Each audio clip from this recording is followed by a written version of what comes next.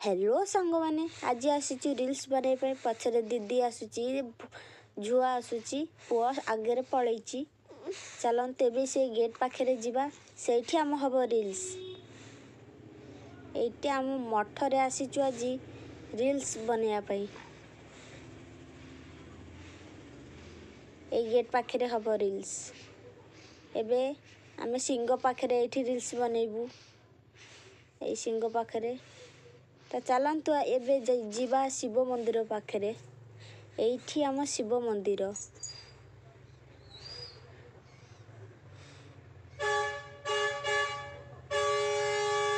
झुआ पुआ दे गला रील्स एबे घर को पलैबू